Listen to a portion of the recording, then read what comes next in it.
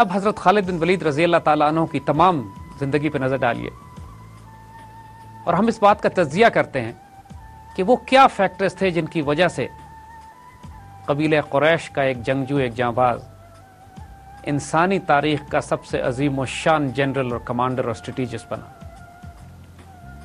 اس میں کوئی شبہ نہیں کہ ان کی جنگی حکمت عملی غیر معمولی ہوا کرتی تھی۔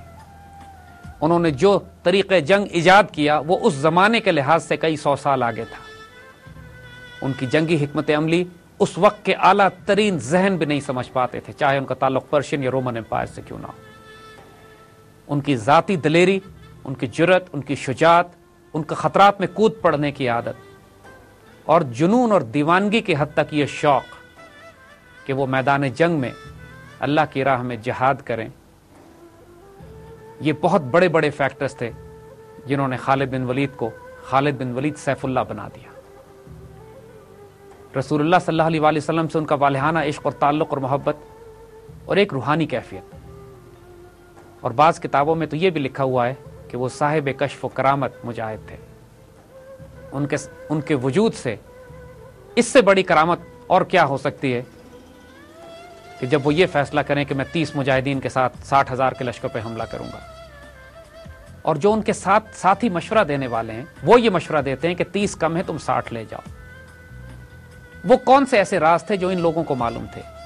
جو آج کے تاریخ دانوں کو نہیں معلوم؟ وہ کون سی ایسی قوتیں تھیں جو ان کے ساتھ کام کیا کرتی تھیں، جو آنکھوں سے نظر نہیں آتی تھیں؟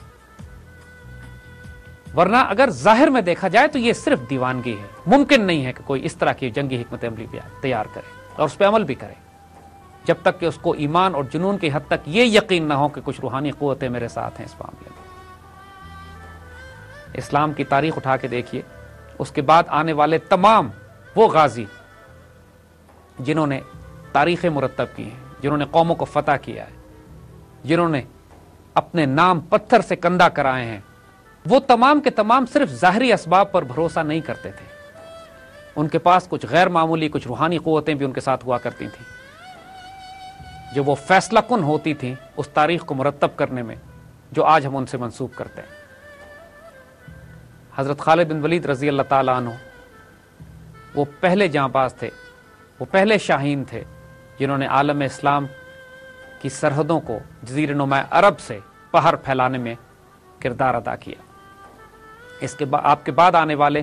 سینکڑوں غازیوں نے یہی رستہ اختیار کیا۔ عالم اسلام کی سرحدیں وسیع سے وسیع تر ہوتی چلی گئیں، اور جن تمام بڑے بڑے غازیوں نے وہ کارنامے انجام دیے، ہر ایک کے ساتھ جنگی حکمت عملی، دلیری، شجاعت، جانبازی، وہ سارے فیکٹرز موجود تھے، اور ساتھ ساتھ جو قدر مشترک اور ان کی سیدنا خالد بن ولید کے ساتھ تھی وہ روحانی قوت تھی جو ان کو پراسرار بناتی تھی۔ یہیں پہ علامہ اقبال نے انہی لوگوں کا تعارف کرایا ہے، یہ غازی یہ تیرے پراسرار بندے، جنہیں تو نے بخشا ہے ذوق خدائی، دو نیم ان کی ٹھوکر سے صحرا و دریا، سمٹ کر پہاڑ ان کی ہیبت سے رائی۔ یہ غیر معمولی وجود تھے، پراسرار لوگ تھے۔ آج بھی اگر اسلام میں، اسلامی تحریکوں میں کوئی تبدیلی لانا چاہتا ہے تو یہ بات یاد رکھیے گا، جب تک اپنے وجود میں وہ پراسرار پہلو داخل نہیں کریں گے، جب تک علامہ اقبال کے